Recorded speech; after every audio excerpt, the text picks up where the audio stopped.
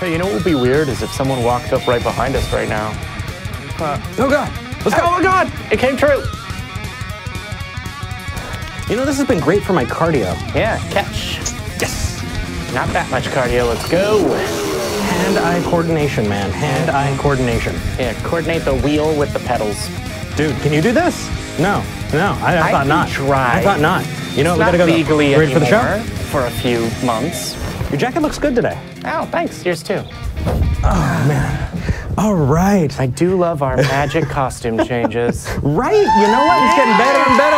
Hello, everybody. Welcome to Talk Heathen. This is our live studio audience. Thank you so much.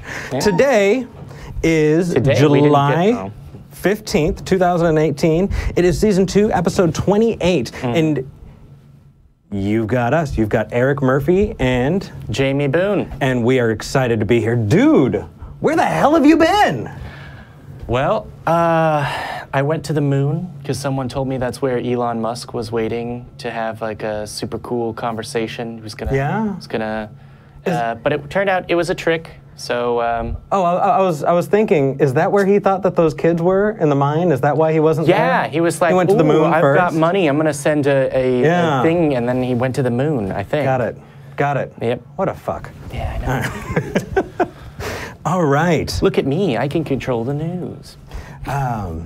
So, is there anything else big going on that we want to talk about? Yes. The ACA would like to tell you that tickets for the Bat Cruise, our annual Bat Cruise, are on sale. Get them now. We're selling more. We might even have 2 boats, maybe, available. And the Bat Cruise is on September 22nd, and we have an excellent speaker coming into town for that same day. Mandisa, founder of Black Nonbelievers. Yeah. Dude. Yeah. That's awesome. Yep. You know, last year it was a bummer because people drove in. They came and they hadn't gotten their tickets yet, and we had to turn people away at the dock. They were not able to join us for the Bat Cruise. And that really sucked. Get your tickets now. Get your tickets now and let us know. If you can sell us out and we can get another boat, we'll do that. But buy them now. You know what I think we should do? We should prorate the tickets. For a split second, I thought you were going to say pray, and I was going to freak out. I don't know why you were going to say, you're like, we should pray, and I was like, oh my God, what? Prorate the tickets. Let's see, so in other news, we had some amazing volunteers come in this week, and we took out the fence between the businesses, so we have expanded our ability to park. Thank you so much to everybody who made that happen. Megan, thank you. Josh, thank you. Silas, thank you.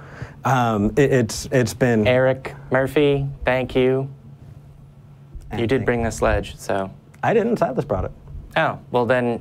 See, I should have taken credit because now that makes it weird. That's all right. Thank you. All right.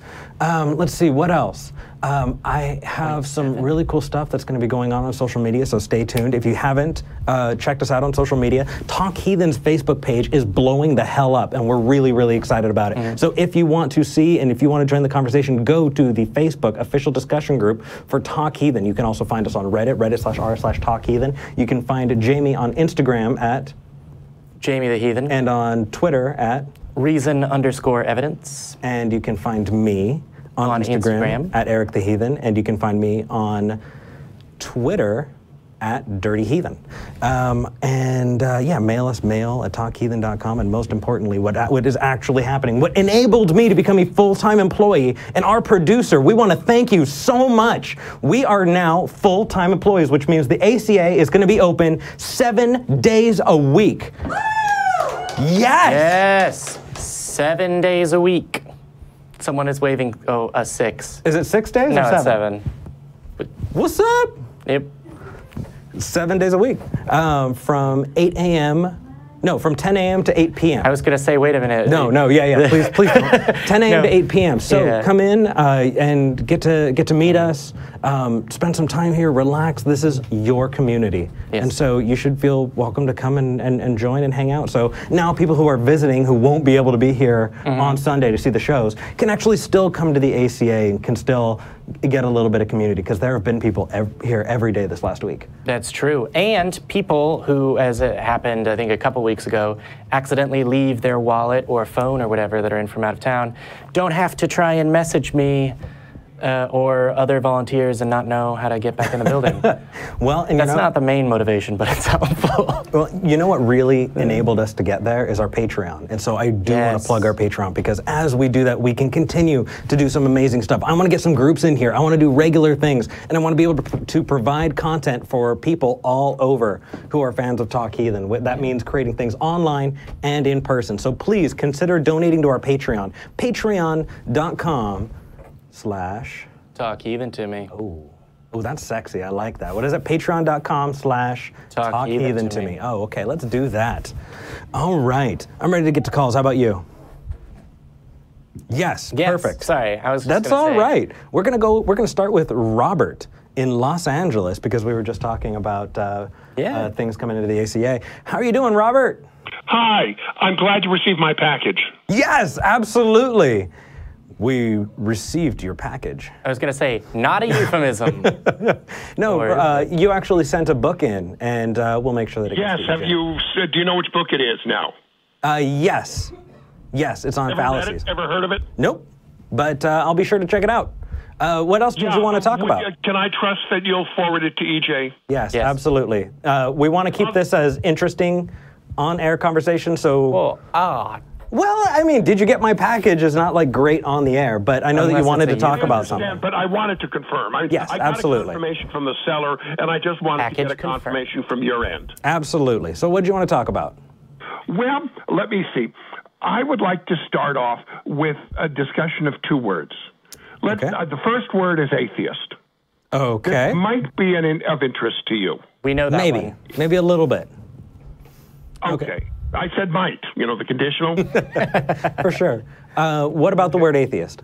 The word atheist, back in the Roman times, did not necessarily refer to someone who did not believe in a god, but could refer to those who believed in other gods. In other words, gods not part, or a god, whichever way, of the Roman panoply of gods. I've heard that, and I've even talked to Christians who have said, if you're not Christian, you're an atheist, because there's only one true theism, and so if you don't belong to that theism, then you are an atheist. I've heard that. Makes sense from like a, I don't know, weirdly solipsistic, selfish thing. Mostly I've just heard if you're not, it's either of Jesus or of the devil. So I've heard Satanist. Yeah, but the point is, when you get a fundamentalist Christian in, call him an atheist. Because that's what he would be to a Roman. That will further confuse the issue. While it is funny to talk about, I think that would probably make my head cave in, thinking about.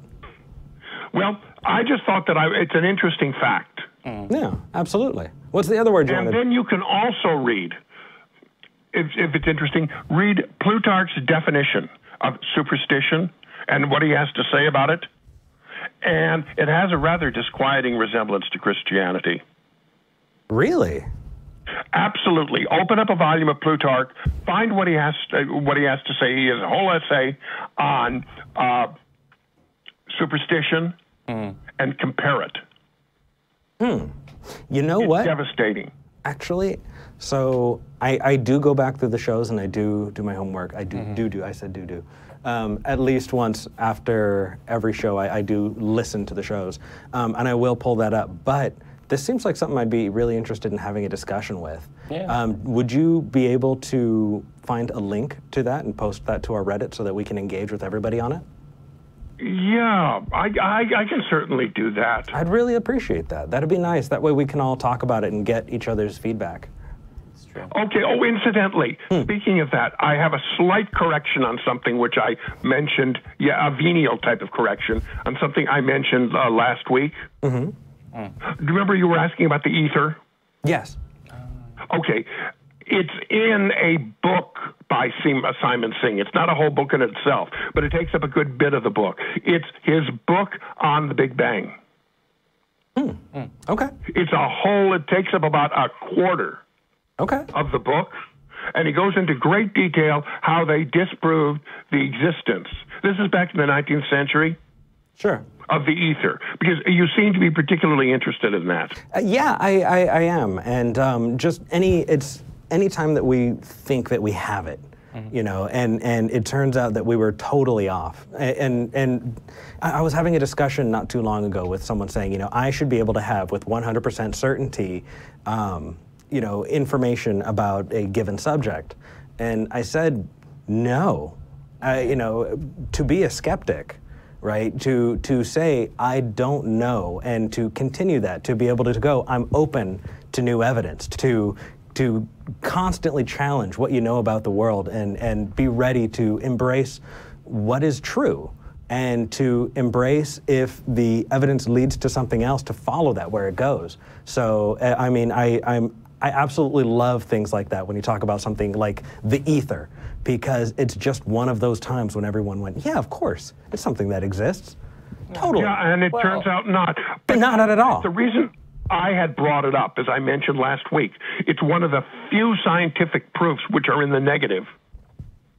Yeah, I remember watching that callback. I was going to say, I mean, I'm not sure how accepted the ether hypothesis was. I think it was mostly to explain light traveling from stars, given that it had wave-like functions, and they knew that waves had to travel through. Among other things, yes, that's true.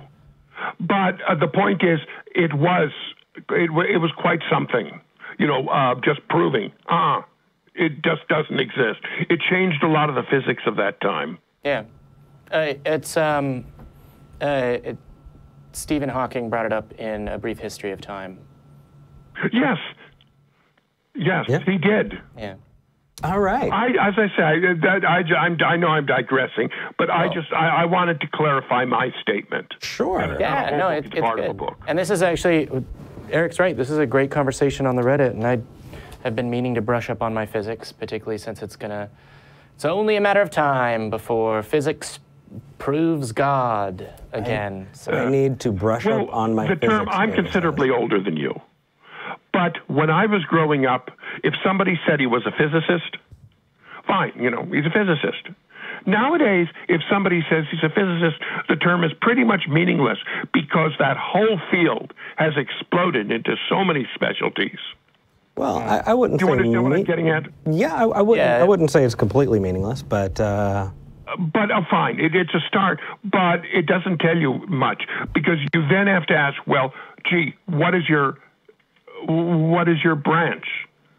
It really doesn't tell you that much anymore. Not as much as it connoted, you know, back 50 years ago.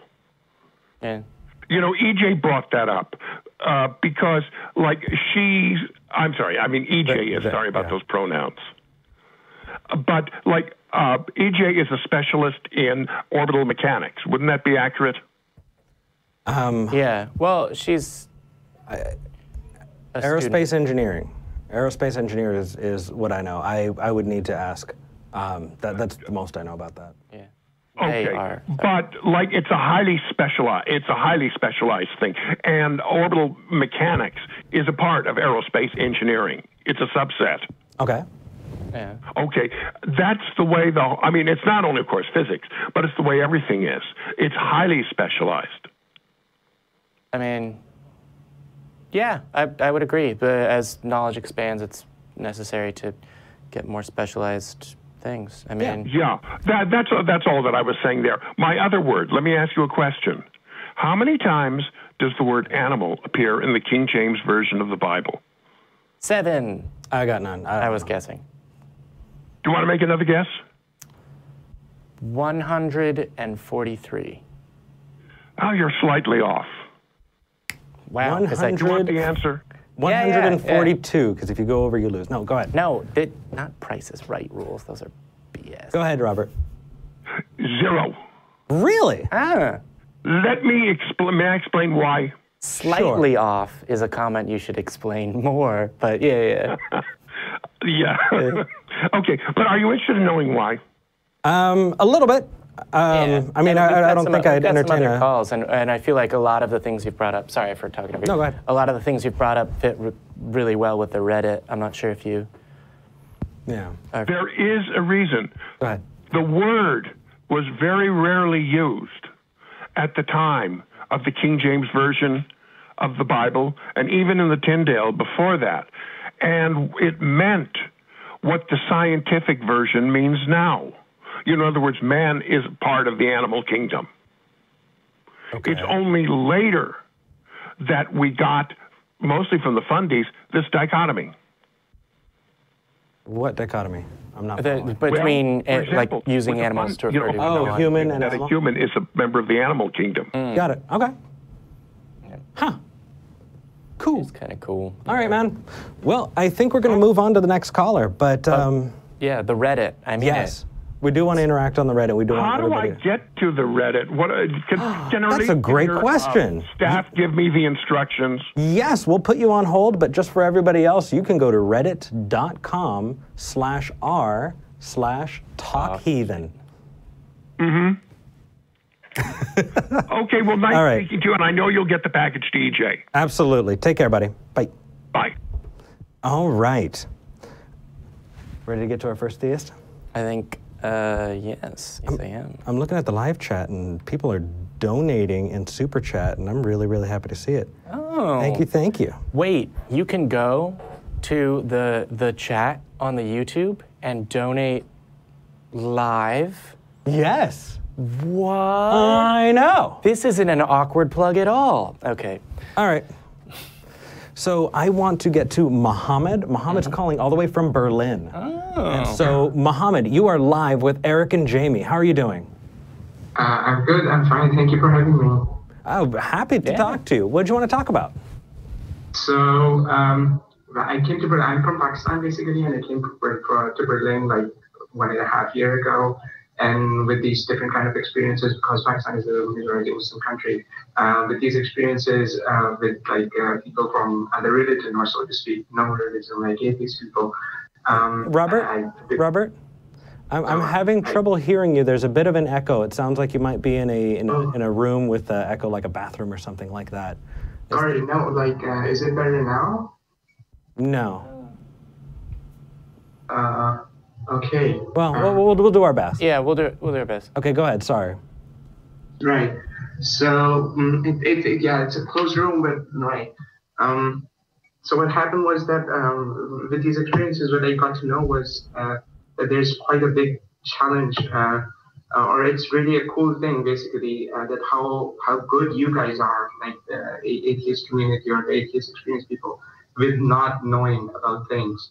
And you just said, I was listening to your previous call as well, that you kind of keep up with their life challenge. It's not about just not believing into things. It's also about looking into the evidence about things. And that basically instilled this this kind of courage in me to question the beliefs that I've been brought up with. And I wanted to share them with you so that I can basically get kind of a, if there is any critique on it, and basically get to know from your experiences with different communities what could be the thing, or what could be a more reasonable way of life. Yeah. Question: Are you on speakerphone right now? Are you talking to us on speakerphone? I'm using a microphone. Okay. Okay. But maybe if I open the window, the echo gets reduced or something. Wait. That's way better. Yeah, I think so. Oh. Ooh, something's happening. Hello? Yes. Okay. Yeah. Better. Okay. Can I get to the point? Yes, absolutely. Yeah, that's good. Yeah. Okay, right. So I'm a Muslim, as I said, and the way I see how humans have dealt with different ways of life in a very, very broad sense, and I might be very wrong over here, people have been dabbling with three kind of concepts. One would be the philosophical reasoning. Science, I would say, is a part of it. They reason things out, and they kind of like debate over things and come to understanding by the power of their own mind. That's what we're doing. Okay, I follow you on the first one. Yeah, I would kind of say, listening to your videos or something, I would probably put you in this sect. Okay. Then there were the other ones, which are very common in my region, in the South Asia ones, which are mostly in the spiritual sense, where people kind of, rather than looking in the world or rather than looking through their minds, they look into their own selves, deep down in their souls, whatever it means. It was kind of like the spiritual revealing. Buddhism would be a good example of it, or Jainism, or other kind of things. So there is a whole lot of theology over there as well, and they have their own concepts. But then there is another one. Well, but before we get to the third one, the second one is just a little nebulous to me. How about you, Jamie? I think I have an idea of what he's getting at. I don't think that he. Correct me if I'm wrong, Muhammad, but what I'm hearing is that this is a thing. The spiritual one is what you said. People looking at their own self, I think, is the word you used. Yeah, like yoga or something like that. Yeah, I mean, I think that you would probably be able to predict that I would say that's not an accurate pathway to an understanding of the world, or to what is true about what exists. Certainly, there are things that can be learned through meditation and in your own mind and a sense of calm, but that's not going to tell you that Australia exists. Okay, yeah, it's pretty like hip in my region, back home, but probably not so much elsewhere. It's kind of there. It's kind of getting there. Like, there are some certain good points, and then there are certain bad ones. But personally, to me, it doesn't sound very reasonable. Okay, thank you for clarifying. I'm actually glad that we got that one out, because that kind of helps narrow down what you mean by that. Yeah, thank you. And then there were these third ones, which are kind of outer worldly, but they go like this, that they are based on scriptures that are said to not be from this world. Like with Judaism or even Christianity, the scriptures are based on things that are said to be not from this world, and Islam is part of that. So they're kind of like foretold descriptions of what is what, of what things are. And they have, as their evidence, they only have their teachings, and you have to look into those to see what they are or what they're not. So I largely put things into these three kind of ways. Islam is one of the third ones. So one would be rational, one would be introspective, and not rational, and the other would be completely within a holy book. Within a religious teaching, and also not rational, but just three different places. One is, I think it, therefore it must be true. One is, it's in a book, and therefore it must be true. And one is, let's investigate, right? So, okay. So when I get into that, and I really looked into like cross-religious studies as well. I had been doing this since when I came here, at least over the internet. Like, for instance, I read the God Delusion book from another person, and then I looked into the explanation of the creation of the universe from Lawrence Krauss. I also went into churches here in Germany. This is a cross-religious experience, and when I examined the evidence that I had been given since forever, I really find Quran to be the Quran, which is the holy book of the Muslims, to be like really believable for myself. But I don't know how it works for other people, like for the atheists or someone. Like, they put up so much critique from themselves over the Quran, but from my own, I don't get those kind of critique. Like when I look at that evidence, it really feels okay for me. So, well, I mean, so there's a difference between whether or not something feels right and something is right. So do you have an example that we could talk about, something that is in the Quran that you think is perfectly rational that we might have an issue with? And maybe we can flesh it out a bit? So the first thing is that it's a narrative tradition, so it was not written down anywhere. Like today we have it in a written form, but when it came, it was like in snippets, which were not in today they're not even put in a chronological order. My point is that there are certain things, for instance, there the mathematical miracle, which basically is something like in the Quran, the word say or the sayings like the word say is written like 332 times, and the word replies to those says, like they said, that word they said is also 332 times, but nowhere, like it's only a few times when they are consecutively in order with each other. So it's only a few times when they come up in pair. What's the significance of that? Yeah. You kind of get what I mean? No. What's the significance? There's an intricate design in the book that makes you believe. I would think that believable things in the book would make me believe. Help me understand why that gets you to truth. Yeah, right. So there are these things about it, or the information in it, that just cannot be before. For instance, there's a reference to the Big Bang, a clear reference. Like it actually says that earlier in the beginning, the earth and the heavens were together and we tore them asunder. Yeah, that's not the Big Bang. That says they worked together and we tore them asunder. You can read something into it, but that's not what it says. So the statement, it says directly that there was a Big Bang in the book. If that is the verse you're using, is patently false, right? Because you just said it says this, and then you said what it really says, and those are not the same thing. So no. Okay. I mean, also on that point, Muhammad, it also talks about stars falling to the earth. And it does so in a way that doesn't suggest that if a star came anywhere near Earth, like even near the atmosphere, the Earth would be destroyed and we would all be dead before it could even come in physical contact. Right. I mean, I don't mean to be that person to push back on this, but the same kinds of things that you're doing where it's, oh, here's a pattern with numbers, here's something that sounds like science, are done with Nostradamus, and I don't believe that that is predictive either. Ooh, the Bible code. Oh, yeah. Have you read about the Bible code? No, I haven't actually. So these kind of things are like quite regular with, let's say, theocracies. Is it? Can you clarify what you mean by these things? Like, what is it that you're saying? Yeah, like you put up the example of Bible code or something.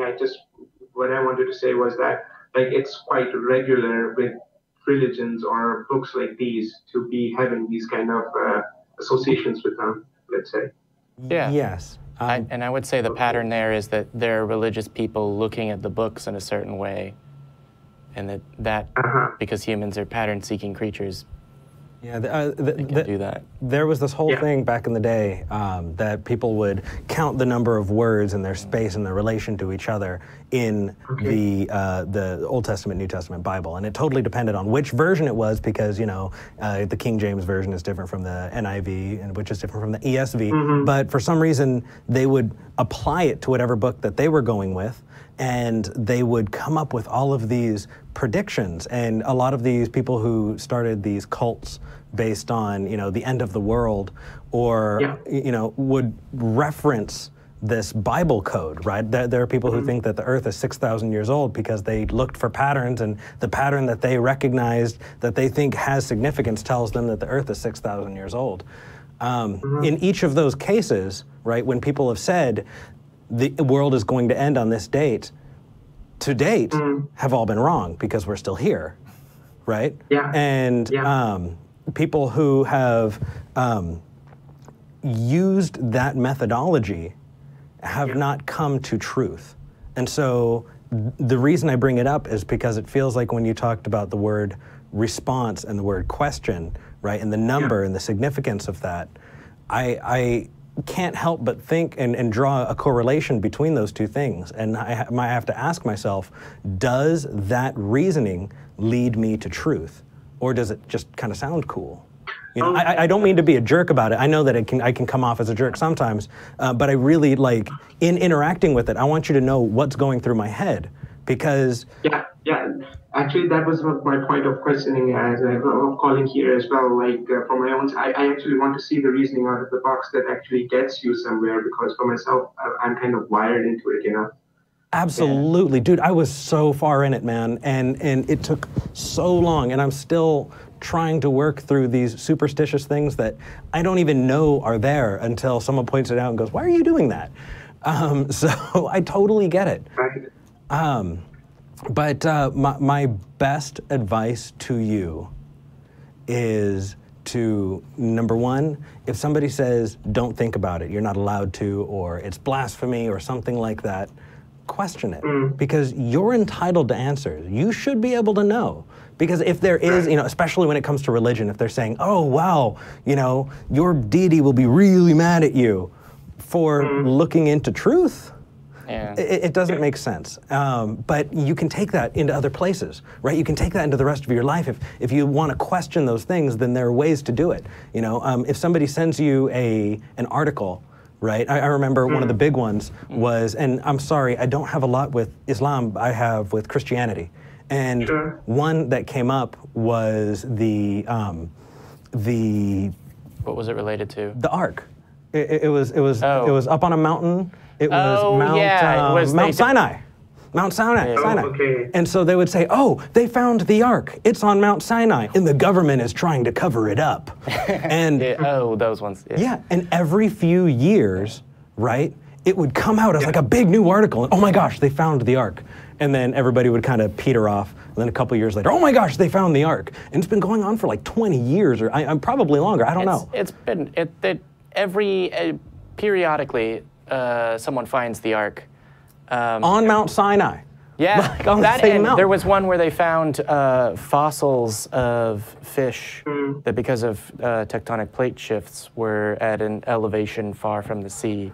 Therefore, the Great Flood, or whatever. Oh, I didn't hear about that one. That's because it was foolish. But therefore, the global flood that somehow, you know, China totally missed out on. But in its, I think actually more than 6,000 year history. I'm screwing it up. Mount Ararat. It's Mount Ararat. Ararat. It is Mount Ararat. And thank you to the like dozen people who popped out really quick in the live chat and was like, they're saying keeping us honest. Yeah. I was wrong. It is not Mount Sinai. It is Mount Ararat. No. See, Mount Sinai is the one that they all went up to ascend to heaven, or whatever. Is that it? Yeah. No. Mount Sinai is where you go talk to God. That's like his office, right? Like he's everywhere and he'll talk to you whenever he wants. Was that where Moses climbed? Yeah. To go get the tablets. Moses climbed. It's where Jesus did something at one point. Jesus has been after his dad's job since the beginning, but is it someone else did something up there? I think Elijah or Elisha, one of them. Dude, you got me, man. I'll look it up. I'll look it up. Well, it's not. You don't have to correct me on the air. Yeah, 10 Commandments, dude. You're so right. No, I want to look it up. Oh no, I knew that one. So I would digress. I made a couple mistakes last week. And I just really tore myself apart. And I really don't want to come off as somebody who just talks out of his ass. I love to research, and if I'm wrong, I want to say, hey guys, I was wrong, this is what it is. Or I don't know, let's explore together. And so this is one of those times where I'm really motivated to do that. So I'm sorry that interrupted the call, but. Right. No, I would just like to finish things up by just asking like one small thing, and what would you say someone who kind of gets whatever kind of evidence it is, but you just said like you got to keep questioning and you look for evidence and things like that, and I totally agree with that. That's what everyone should be doing. What if someone does find it? How would you tell them to be living their lives? Howsoever crude it is for themselves, they think that this is the evidence. How would you put it to them? How would I put it to them that? How should they be living it? Should they, like, once finding the evidence, they should stop questioning it, or no? No, you should examine the evidence that you have, right? So, I mean, to determine what weight you should give as far as persuasiveness of evidence, you have to examine it critically. In the same way that, you know, when you hire someone to fix your house, if you can, you like to have a recommendation or know who they are. Just because someone walks up and says, no, I'm a licensed plumber, let me into your house to walk around, doesn't mean that you let any stranger that says that into your house. You want to know, oh, it's not just something that this guy said, you know, usually it's word of mouth, but that's everything. And you apportion your beliefs to the evidence. Yeah. So if you called a plumber and then someone by the name came at the time that you had scheduled for the plumber to come, that would be it is much more likely, right? If somebody just knocked on your door and it's just like, I need to go look at your toilet, like... That would be a good reason to believe. So you need to contextualize these things, right? And how much does it matter? So the evidence that I'm going to apportion to someone who says that they're a plumber is very different from the evidence that I'm going to require for a deity. Yeah. Because a plumber, it doesn't matter whether somebody's a plumber to dictate whether or not, you know, morality and holy books and afterlife and all of these other things, right? And so if you have somebody who's saying, you know, you need to believe X, Y, and Z, or you go to, you know, eternal torment or eternal paradise, right? You would want a whole lot more and a whole lot more reliable evidence for that than you would. I didn't want to question like what kind of evidence. I just wanted to get your opinion on what do you do if you have the evidence, right? Share it. Would you, Yeah. But thank you, I did get the point.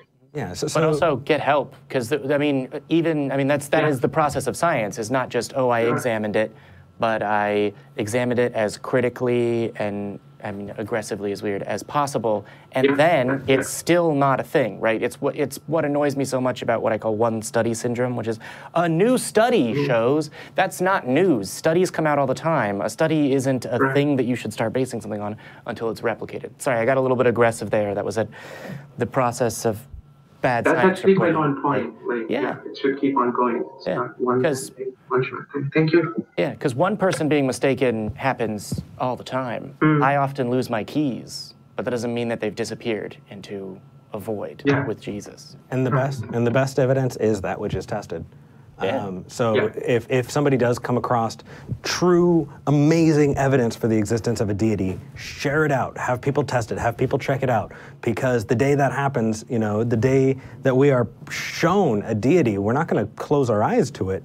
We just haven't seen it yet. And because we haven't seen it yet, we haven't found any good reason to believe. That's what invoked my call, basically, into your show. You know, like, had you been someone like, you know, hackheads totally believing that there is nothing like it or no, so that I wouldn't even have the courage to be putting anything out of my own beliefs, you know.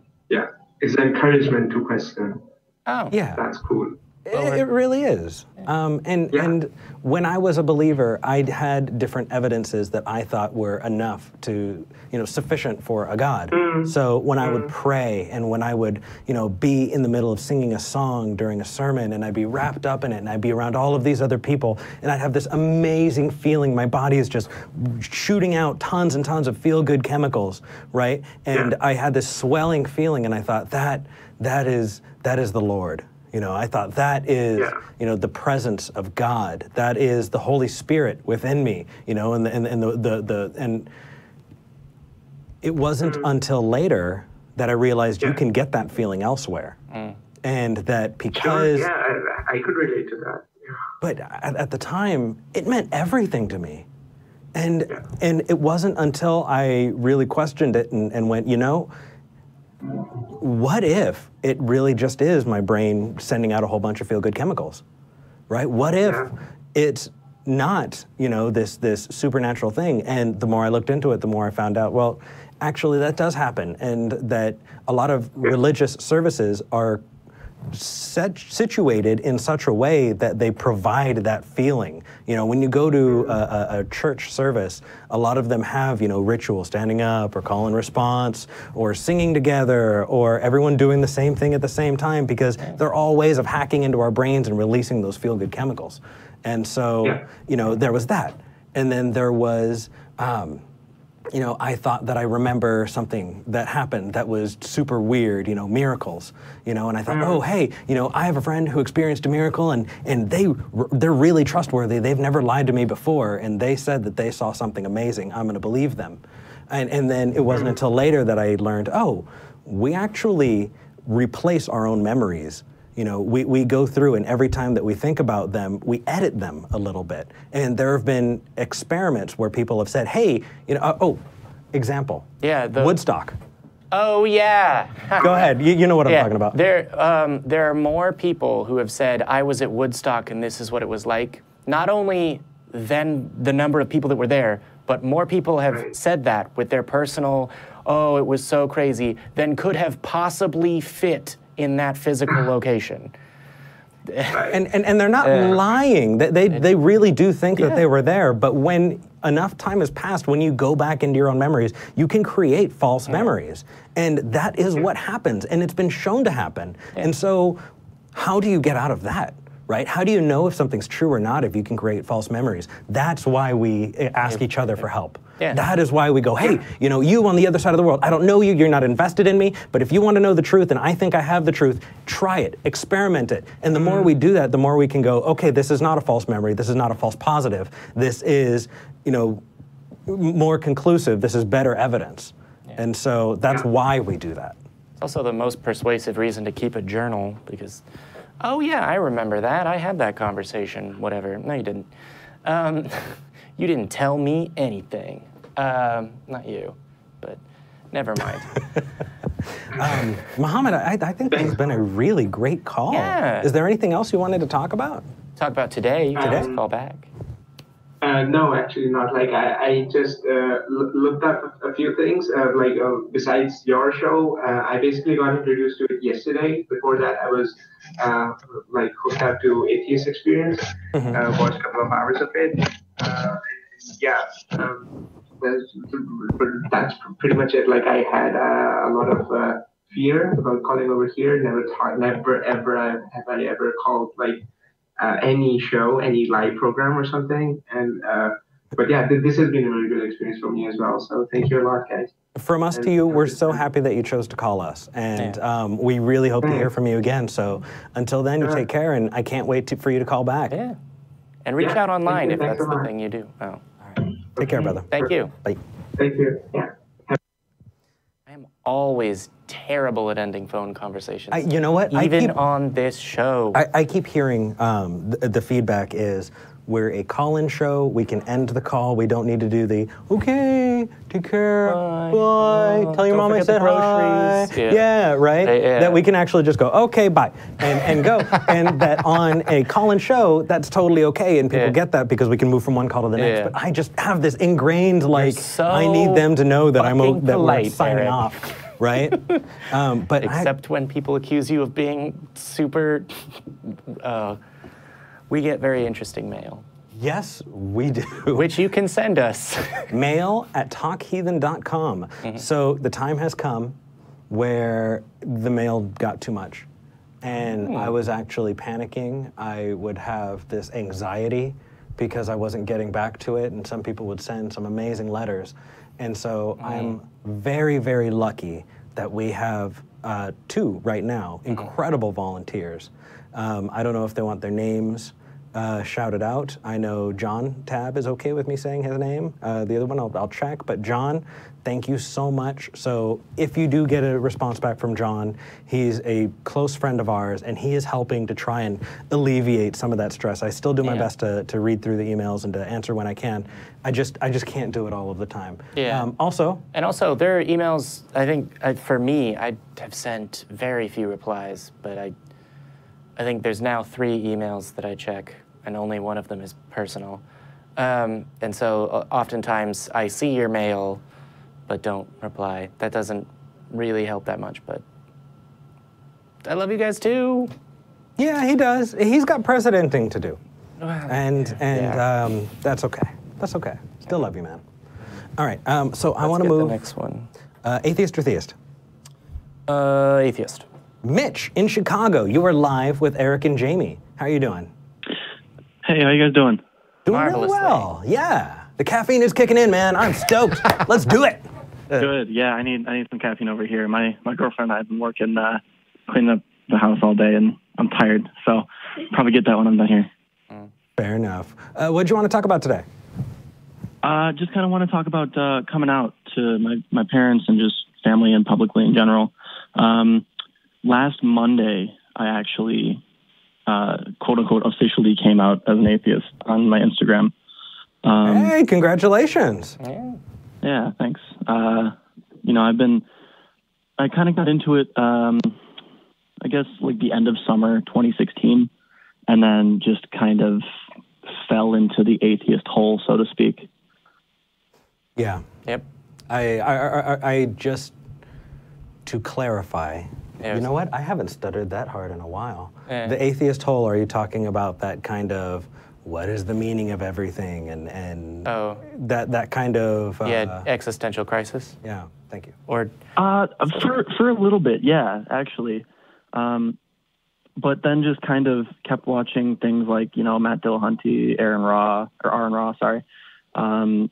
Steven Pinker, Sam Harris, you know, all the great thinkers, great atheist thinkers, I guess. And they kind of just alleviated that. I'm sorry, say again? Oh. No, I made a funny face. Jamie made a face like, what about us? And I said, we're going to get there eventually, buddy. Yeah, even when I don't interrupt. I was just going to get there because I found you guys when Matt was on, Matt Dillahunty, and I watched the entire thing when I was at the gym when I first saw it. So you guys are the next hole that I'm going to go down, trying to watch all your guys' clips and stuff. So I want to thank you guys for that. But just a quick story, I guess. Yeah. Something I've noticed is that just since kind of more coming out to my family and just like in general, I've noticed that people just don't really like to ask questions to people about what they believe, you know? Because my brother, my next oldest brother got married. I'm the baby of 3 boys. When my next oldest brother got married last year, I kind of just like slipped it into conversation with my oldest brother because we were waiting for the ceremony to start and he really had to go to the bathroom, but he couldn't find the bathroom. So he kind of just pointed out to the courtyard and he said, you know, you think I'd be cursed if I went to go pee in the courtyard or something? And I just said, you know, I'm an atheist. I don't care. And he said, I think he said, come on, Mitch, you're not an atheist. And I was like, I actually literally just said, how about you ask me about my beliefs instead of telling me about my beliefs? Ooh, nice. That's way better than what I was thinking. I was thinking, have you heard the old saying, you could pray in one hand and shit in the other? And see which one fills up first? I have not. No. I thought you were going to say, and then he peed himself right there on his wedding day. And I was like, oh no! Sorry, that's completely inappropriate. I apologize. Go ahead. That would have been something. But then he just said the classic, you know, come on, he must believe in something. And then I said, of course, I believe in lots of things. And that's just kind of where it ended. But since then, I've just kind of like slipped it into conversation with my parents and, you know, whatever. And like I said, I've noticed that people don't really like to ask about like clarification and stuff. And I don't know if that's because they have their own preconceived notions or, you know, whatever. But another thing, actually, I think my dad might be an atheist as well. I'm not entirely sure. But he was, my grandparents like basically forced him into Catholic school when he was a kid. So he just kind of was not fond of the whole idea. And just literally just flat out told me the other day, you know, they're all just stories and they were made by men. And you know what? Men lie. So that might be. I was going to say Catholic school, that'll do it. They really, really beat the Jesus out of you. Literally in some cases. Yeah, well, that's also I've only heard stories.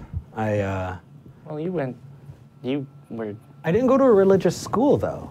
Really? Well, you know what? Actually, let me take that back. I had half of a year in 2nd grade in a religious school, and then we had to move out. But yeah, I actually went to public school. So I don't got that. What about you, Jimmy? Did you? And you went to public school in a place where that doesn't just mean, oh, extra Jesus. Sorry. No, I born and raised in Austin, and the private schools here are great. Wait, did you go to private school? Yep. Wow. It's Texas. If you can afford literally any private school. I bet your parents are still together too. Yeah, but they don't go I on vacation together anymore. No, my parents are happily married. They're beautiful. My childhood is boring. They're beautiful people that I have not been introduced yet. Because I'm Jamie's shame, apparently. But. No, but to be clear, getting back to Mitch, actually, that's a perfect transition, is my parents now know that I'm an atheist, have a little bit of a better idea, I think, maybe, about what that means, but they don't ask as much. My mother does a little bit because she's getting a little more Jesus, but They also know that I'm president of the ACA and that things are happening and that I have a show and that show is available as a podcast. And aside from, at one point, my brother-in-law saying I'm listening to a bunch of podcasts, what are they? And then I kind of shied away from, you know, being like, oh, it's Talk Heathen, this is when it's on, you should do this, because I was a little bit, oh, they're being introduced. And my mother asking once, which means she's not going to do it because it means downloading a new app and figuring out how it works. I love you, Mom. They don't know what's happening here. They don't know. I mentioned that a fence came down, so they know that there was a fence somewhere and that it came down. We tore down that wall. Mr. Gorbachev, I don't have a Reagan impression, but they don't know the significance of I set out to have the goal of having the library open 7 days a week and did everything that I could with my not having money to donate to make that happen and to bring the wall down and all of this, and they've never been here. And I don't know that I can blame them for that, because particularly on Sundays they've got churching to do, but as far as, well, this is a thing particularly that's new to you that you're passionate about, but that the people that are closest to you are not asking about, that feeling I can entirely empathize with. And I don't know about you, but I kind of have mixed feelings, because it almost allows me to ease them into it, but I don't know. I don't know what their interest is. One of my sisters has asked me about it once. Yeah, my family's not really ever been really religious anyway, because probably just because, you know, with grandparents forcing my dad in Catholic school and all that stuff, they never really wanted to force it on us. And, you know, I just went to RE, religious education, for like a year or something like that before I got my first communion. You went to RE religious school? RE, the acronym for education. Religious, okay. I thought it was like, I went to RE's school, which is super great. I don't know who that is. Sorry. Yeah, you haven't heard of him? No. But actually, it was kind of funny, because when my girlfriend and I were cleaning up, we found my binder that they gave us, and it was extremely cringy, but it was kind of funny. Yeah.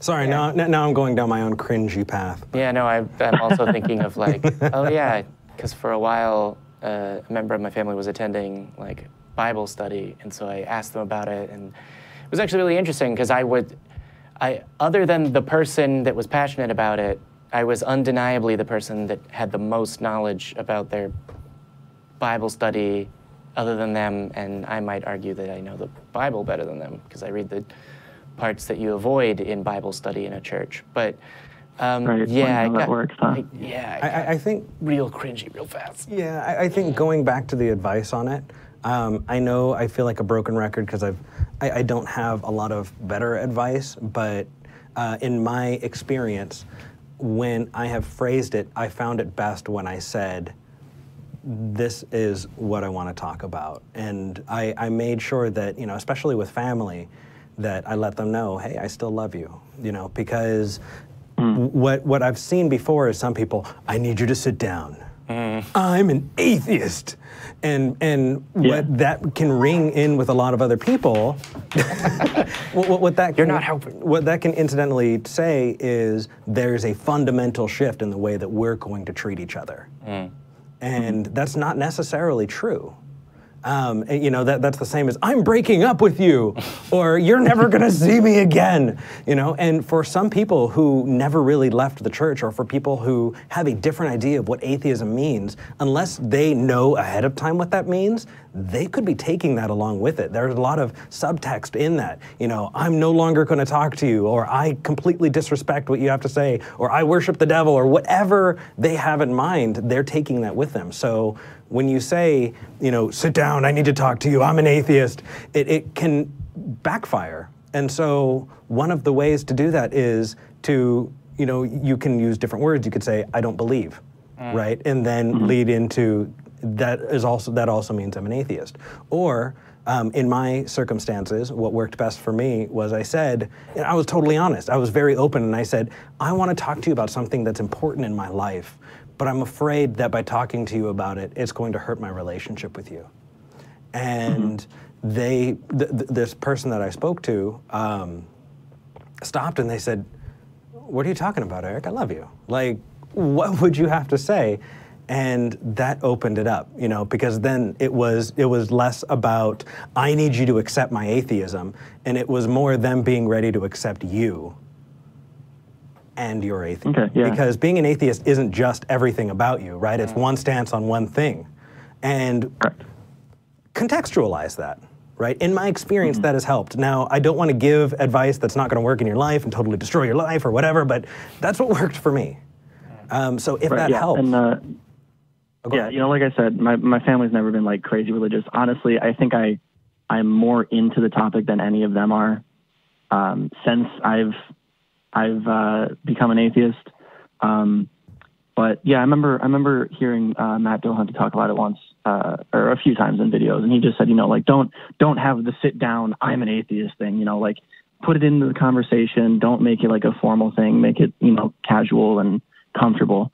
And I actually, you know, I just kind of flat out told my mom one day when we were in the car, I was just like, you know, if there is something out there, I really don't think it's the God of the Bible, just because of all the research I've done.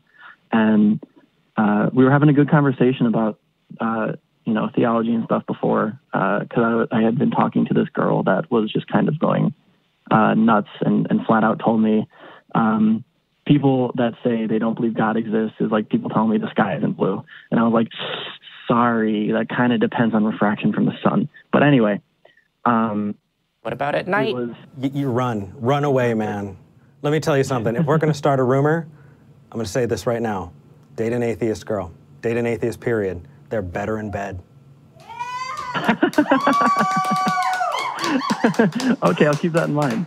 Thank you, live studio audience, by the way.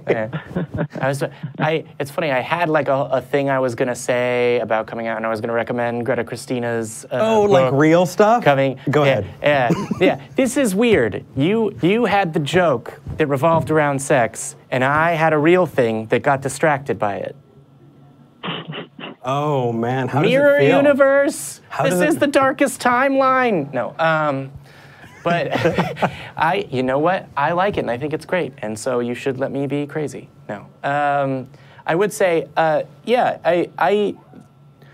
My thoughts on this used to be much more narrow, which is, oh, it's better not to have a conversation. But I think now that I've met people that have, you know, like people have different relationships with their parents and with different people, and so I feel like there is something to be said for, no, I know this person, and they would rather that I just explicitly tell them. However, if you think about what a person's reaction, not just to understanding that you don't believe, but how they learned it, how they figured that out, is deeply going to affect the way they interact with you, right? Like, I sometimes try and think about what it would be like if my parents had learned that I had a boyfriend in college in a different way, like rather than, you know, telling me how shocked they were like 10 times in a row.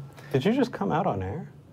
I think so. This is the first time I've been waiting. You never actually have directly come out on air. I don't remember. Keep track. I'm gay all the time, and so I can't keep track. Yes, he is. Hashtag right swipe Jamie. Or, well, you don't swipe on Grindr. But what do you do? I think that's between me and the other people on Grindr. But hashtag grind on Jamie. Let's get it going. Sorry, Mitch. Go ahead. I'm Jamie Boone, and I approve this message. Yeah, but there's something to be said for it depends on your relationship, not just like in general, but with a specific person. So back in the day, when it was entirely unacceptable to say, hey, I'm gay, it was like, oh, you know, everyone understands that that's the case except for grandma that just thinks you're really, really close friends with your roommate. And so it's sort of like everyone else is sort of like, oh, okay. And then your parents would stop asking you about having kids or whatever. And I actually, like, I have a close friend whose aunt has one other really close friend that's this other woman that, you know, they go on vacations together and it's just them to go hang out on a beach and all of this. And pretty much everyone's like, yeah, you're not married and have never shown an interest in being married to a man. And her opinion is sort of like, why won't she just come out? This is so or whatever. But I mean, really, you know your relationships better than we do because we're not the NSA. Right. So we can't really give you detailed advice on that. But however, we can tell you what we know. And we hope that sharing our experiences can help you in some way. Oh yeah, you guys, even just having these conversations has helped me so much. Good. So you know, I appreciate you guys talking to everybody you've talked to and helping me understand the arguments better. Thank you. Thank you. That means a lot. Thank you, man. Speaking of, we actually have some theists on the line, so we're going to head up to the next call. But go ahead, Jimmy. Let me just say, Greta Christina has a book, Coming Out Atheist, and it's about coming out atheist, and it's like a collection of stories, and it's great. Really? Go figure. Yeah. All right, guys. Well, I appreciate the talk. I appreciate you guys taking my call. Absolutely. You take care, man. You guys as well. All right. I did it again. Yeah, I was going to say bye. That was going to be the next thing I said. I was going to like, was that or Greta Christina that doesn't title her books entirely deceptively. All right. So Jeff in Tennessee has been waiting on the line very patiently. Jeff, you are live with Eric and Jamie. How are you doing? I'm doing awesome. How are you doing? We're doing really good. Marvelously. Yeah. I'm good. I'm glad to hear that. He's gay. Yeah. I caught that. I just can't catch gay. All right. Okay. What did you want to talk about, Jeff? Sorry. Sure. Cool. So actually, Eric, I spoke to you on the phone a couple weeks back. I think it was you just so happened to be sitting in the call center. Yeah. Yeah. It was on a random day, and I saw the call screener phone blinking, which is different than the ACA number. Yeah. And I was just like, oh, all right, I kind of want to find out who that is. And so, yeah, we talked. I'm glad you called in. Yeah, man. Yeah, I was planning on calling in earlier, but I just, this was the first time I could get around to it. So I thought about kind of what I wanted to talk to you guys about, and so I do have some questions. Annie, shoot, go for it. Okay, cool. So something that has occurred to me, something I think about a lot. I've listened to the Atheist Experience probably now for, gosh, I don't know how long they've been on air, but I'm pretty sure I've been listening to it. I know they've been on air at least 9 years, I believe, because I've listened to them. I think the first time I ever heard them was about 9 years ago. You ready for this?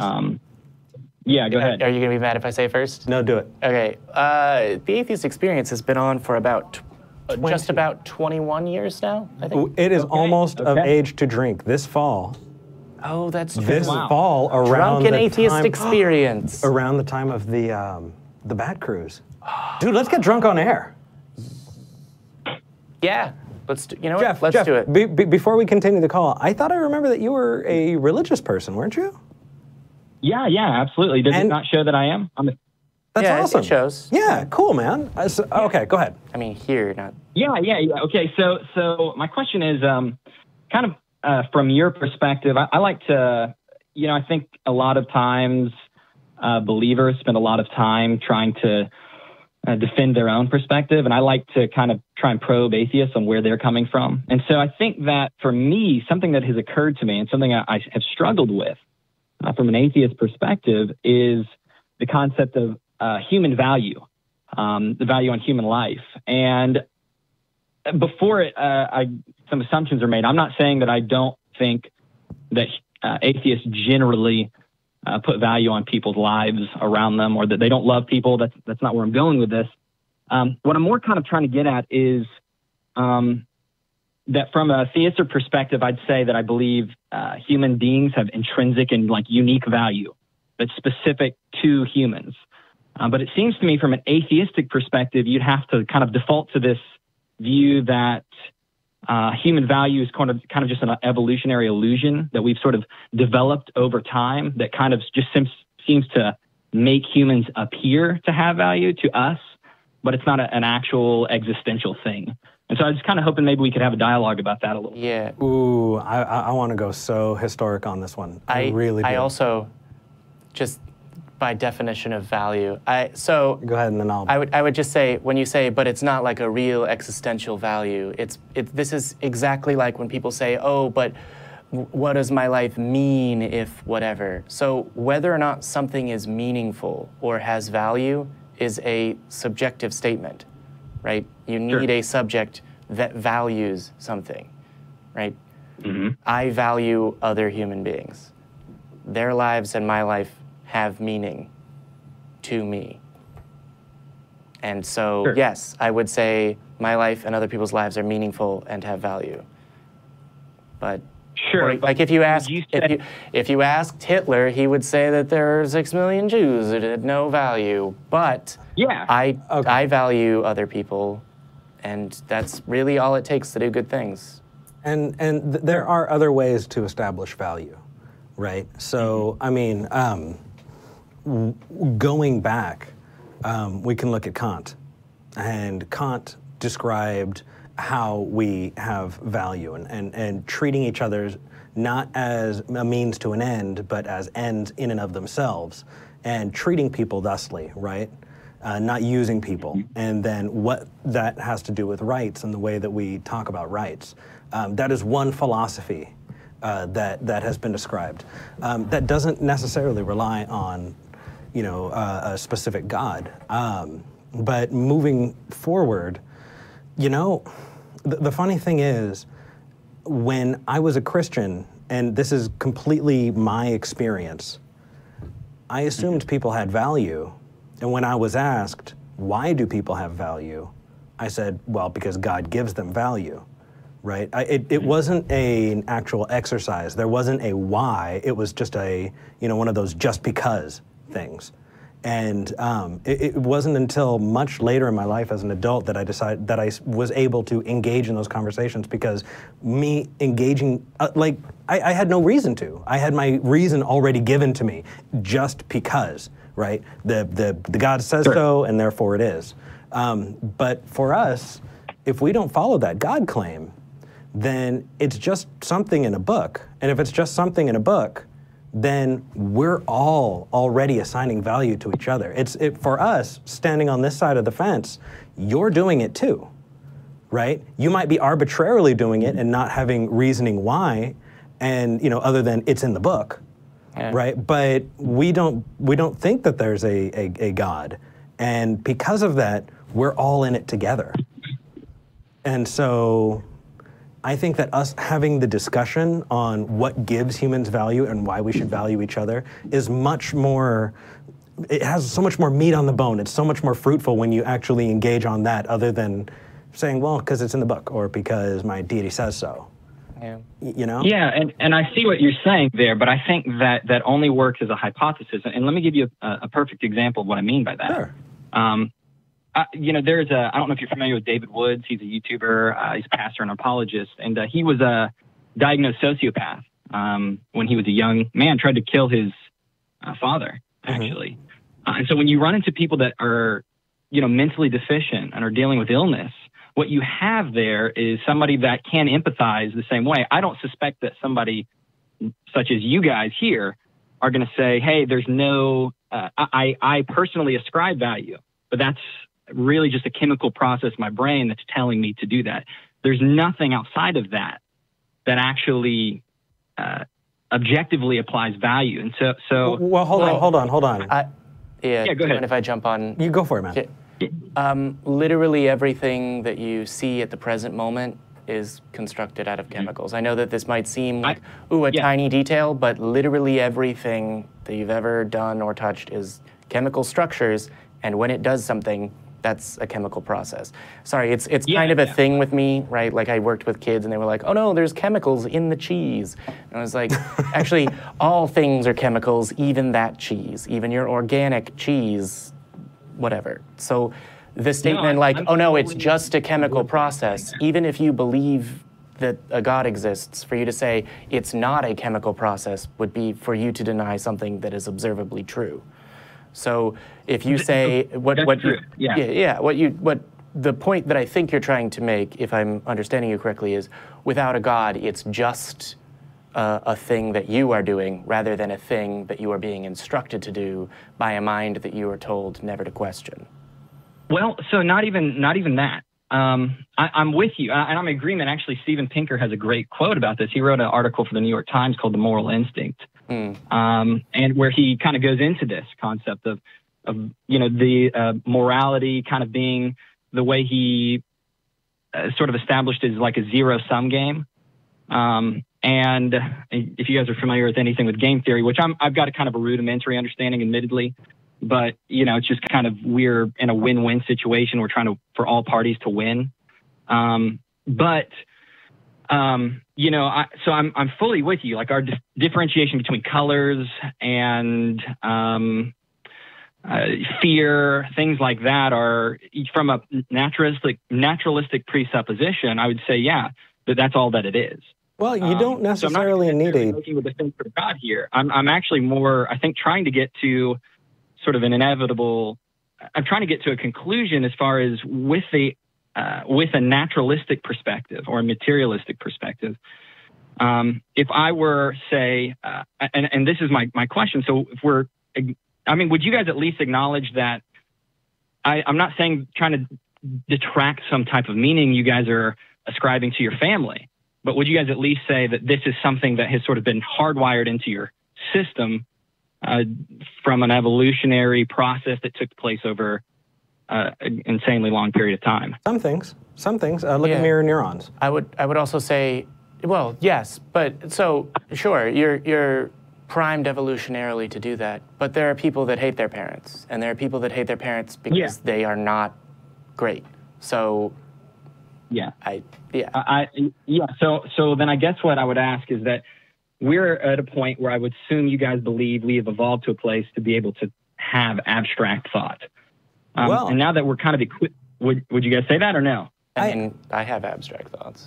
I think that abstract thought was not what, let me say that a different way.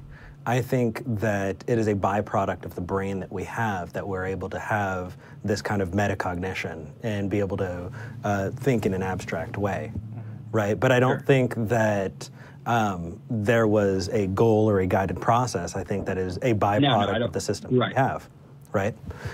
Sure. And so what I kind of want to touch on really quick before we move too far and then it becomes irrelevant is the just part, right? Because go ahead. Because you can do that for a lot of things, right? I can sell you on the idea that it's only meaningful when you drive a car to the grocery store. And so if I say it's only meaningful if you drive a car to a grocery store and you drive to your friend's house, I'm going to say, why?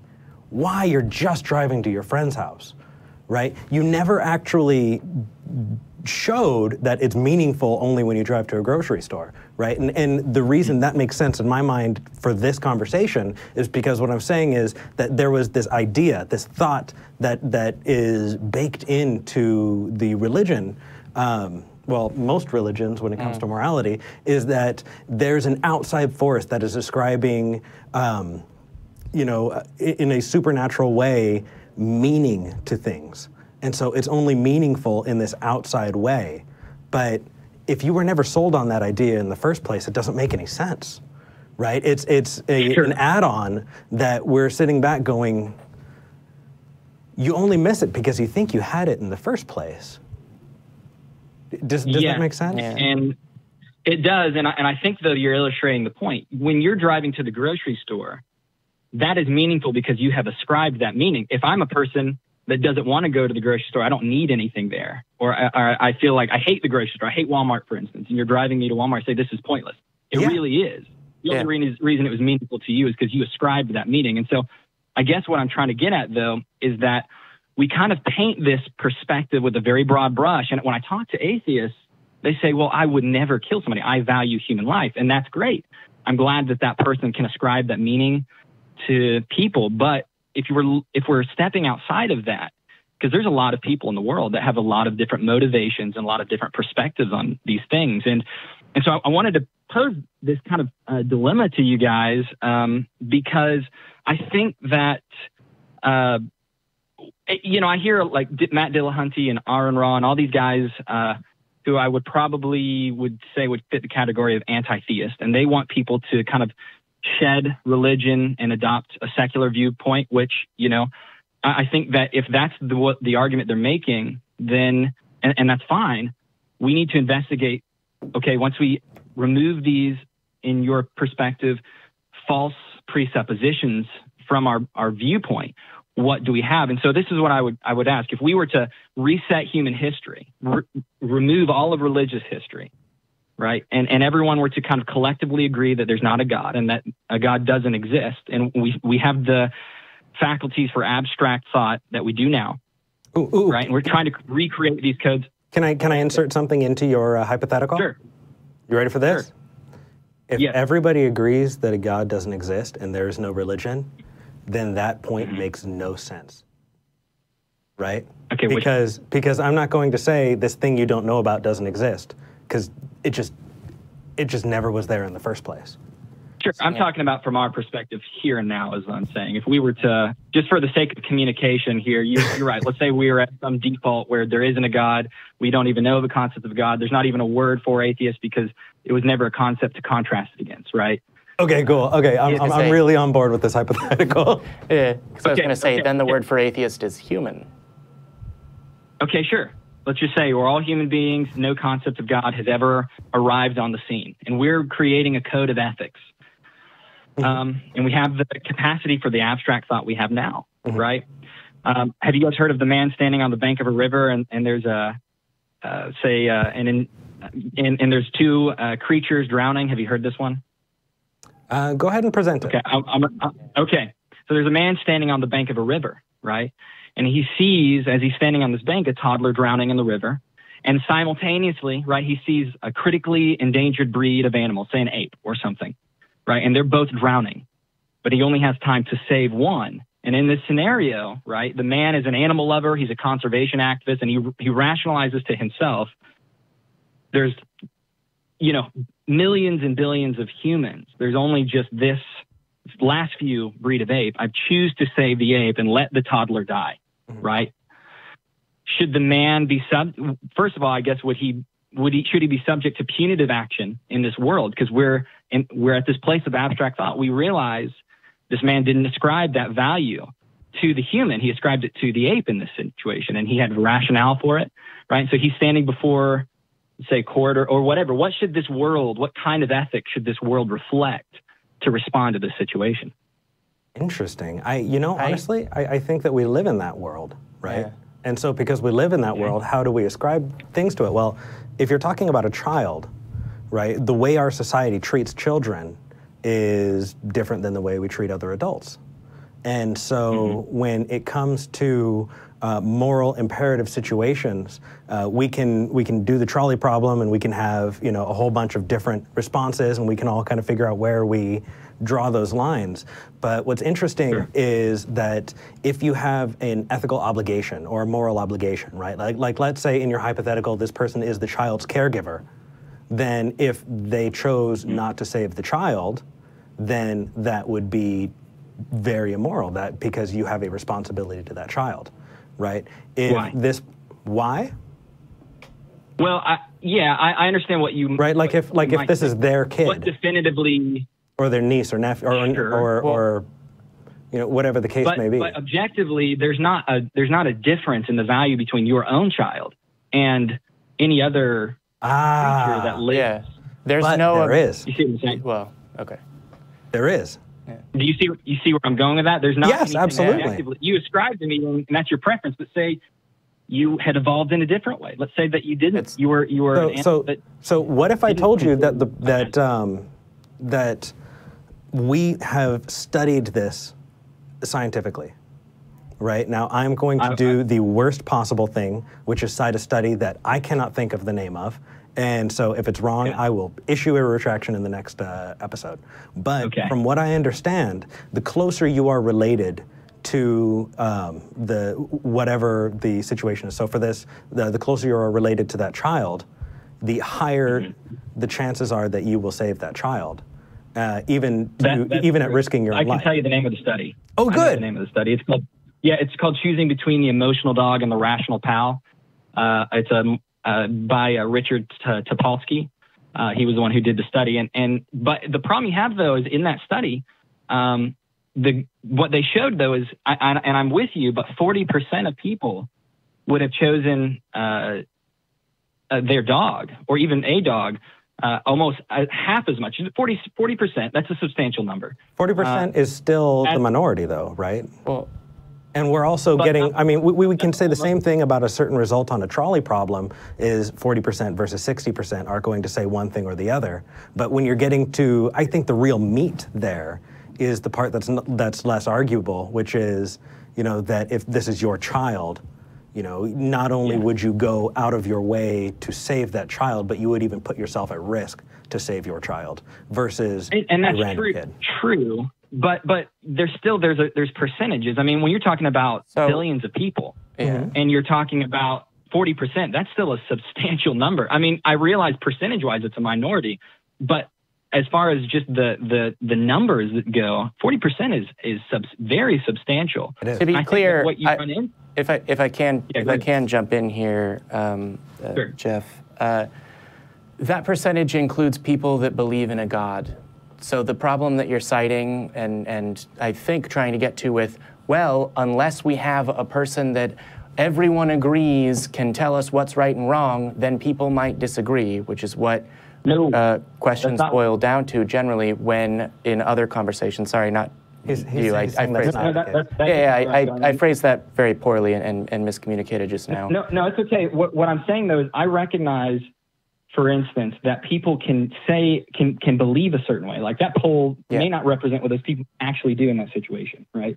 So I could be a person who believes in God, and I say, well, I would definitely save the child, right? So I'm in agreement. You're right. It does include religious people. I'm not saying that the ideology is necessarily going to be what is practical. What I'm saying is the consistency with the ideology. If we're trying to form systems of judicial systems under perspective that there is no God, how do we have concrete laws? I'm not talking about what people will do. I'm saying we have them in the way that the United States formed them for the first century of its existence. But additionally, we have them by rationally evaluating what the result of a law would be in relation to what we desire, which is precisely the same way that we do it. There's precisely the same way that humans do it, whether they believe in a God or not. There isn't any significant difference, except that it can drastically change the results in such a way that the objective outcomes can be unbelievably painful and destructive to humanity, which is why a system that evaluates what the result of action A is, that acknowledges that the world doesn't bend to the will of a being that we can't test or know the will I'm not making a defense for theism here. I'm trying to investigate as I know. atheist. I actually haven't brought up God here at all. I'm actually trying to delve a little deeper into this. Like I said, Jeff, I'm sorry to jump on you, but that's the reason that I am bringing up God, to point out these are interesting questions of morality. At the beginning of these, you say, in a world with no God. And I'm saying, in the world that we live in, that's that is the case. Sure, and like I said, I'm trying to jump into your guys' perspective right now. I am a believer, obviously, I do, but I'm saying if I'm to walk away from what I believe now, and I'm trying to investigate what the ethics look like from here, what do I can go on what my emotions tell me. Empathy tells me, you know, I love my wife, I love my kids, I want to do good, but that's such a broad stroke. Once again, you're going to have people, they're going to rationalize things. Like I said, Pinker, in his article, The Moral Instinct, sums up morality as sort of a zero-sum game. It's trying to weigh out things. Now, if we got into an instance where we're overpopulated, we're consuming a lot of resources, and somebody could rationalize that it's better to save this species of ape rather than the human being, I don't see how we can, apart from saying, hey, this is what my evolutionary, this is what my biology is hardwiring me to tell you. I don't see outside of that how you can actually make a punitive action against that person to say, no, you've done something that is. Well, have you heard of the fallacy, the appeal to consequent? I couldn't tell you what it was. Inform me. I probably couldn't. Sure. So the appeal to consequent is a fallacy because it relies on whatever the consequences would be to the statement, to the proposition, to invalidate the proposition, right? So let me give you an example. If I said left-handed people don't exist, because if they did, we would need to make left-handed scissors for them, and that would be a pain in the ass, right?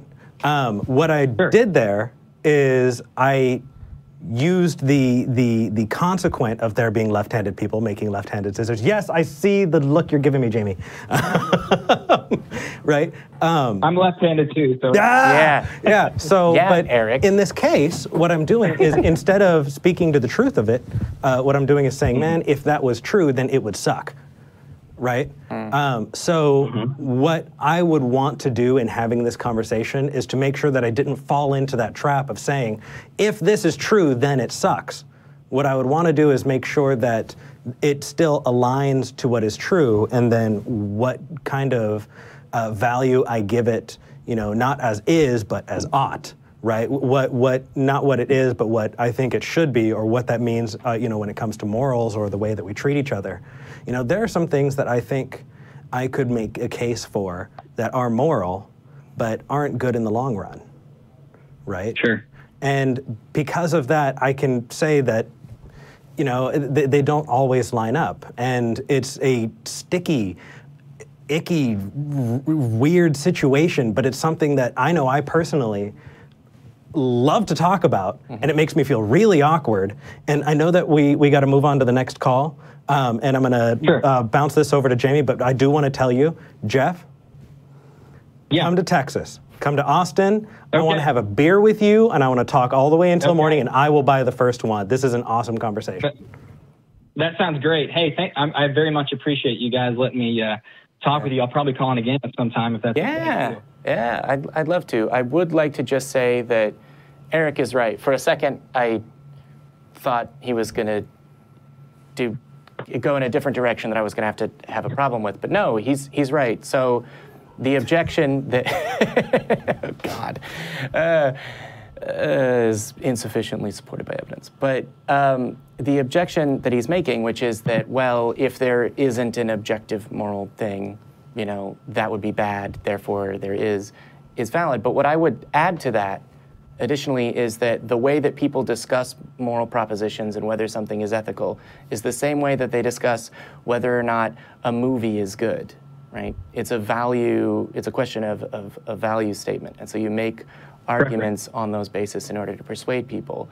And yes, if you don't believe that there is an unbelievably powerful supernatural being, I don't actually know your specific beliefs, but compared to a belief that there is, you know, a monotheistic, all-powerful God that's got your back, compared to, well, actually, no, I'm on my own, the world looks like a very, very, very scary and sometimes lonely, terrifying place where you as an individual don't have the kind of willpower and resources that you can find in Minecraft when you're in that situation.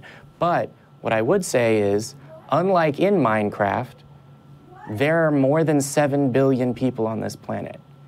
And I would rather have 7 billion cousins, some of them are siblings and a couple of them are my parents, than I would have one person that will never speak to me that does terrible things to my entire giant family. What we have is each other, and I prefer that to anything. And that makes the world not as scary and not as lonely. I like that. That is the first. I thought, man, Jamie's going into the weeds. Jamie's going really far into the weeds. He's talking about Minecraft, and then he made it really sweet. Yeah. Well, Minecraft can be pretty sweet too. So. Jeff, we are going to move on. Yeah. But yeah, that's fine. Do call back. Thank you guys again. Yeah, I will, and I've got some more objections. I think we could hash over, but cool. We'll save that for another conversation. And for a beer, get your ass to Austin. Okay. All right, take care. Yeah. All right, I do want to make sure that we thank our top patrons. Ooh. Right, we haven't done that, and that is completely on me. We said we were going to do that. I want to thank Faisal, Caleb, Paul, Sean, and Reese. Those are our top 5 patrons. Thank you so much. Again, without your Patreon donations, we wouldn't be able to do what we do. We wouldn't be able to keep the ACA open 7 days a week. And we're working. We're doing so many awesome things. And we've got so many more things in the works that we can't announce yet, but we're excited. So if you want to become a patron, and if you want to become one of our top patrons, we will thank you every week. Top 5. Damn it, we got to do that more. Back cruise. Hey, also we can announce that the Back Cruise is happening on September 22nd. Oh my God, I was about to end that by saying tickets on sale now. But if I ever become that showbiz, I don't know what I'm going to do with my life. Tickets on sale now! Please consider donating, becoming a patron. Patreon.com/talkheathen to me. You can donate as little as $1 an episode. At higher levels, you do get other stuff that is cool stuff. We are filming, recording, and making bonus Patreon content for our Patreon supporters. It's gonna be a really great show. You know what? Actually, speaking of content for our Patreon supporters, I think we should do an after show for our patrons. Yes, that we way will. They can see, because we have some really awesome callers on the line, and even though we're past our time, I do want to continue to talk to them. So if you want to see the rest of the conversation, please become a patron, and that is at the $3 level minimum? I believe so, yeah. Yeah? Patreon.com/talkheathen to me. All you have to do is throw a dollar at us, and then we'll do a dance. So we, before we move on to the other callers, if you're on the line, please stay on the line. We do want to talk to you. Jamie, this has got to be one of my favorite episodes. This was an absolute blast. The time just flew by. Are you trying to get me to do the outro correctly this time? You don't have to, but it was really nice. So let's get some love rings up. I do think we should point out that if you don't believe you have a home here, that part I always get. Well, you know what? And not only that, but there are people home here right now. Thank you so much, live studio audience. You just like getting cheered for. I fucking love it, dude, every time. But and if you do believe, we don't hate you. Wait, we just think you're wrong. We don't hate you. Were so close. Like I thought you were going to get it. I know. I've heard that before. Oh, I feel bad for your partners. Really? Hey, no. I'm very generous and no complaints that is what ever. I hear. You know what? You're a giver. You're a giver. Let's do it.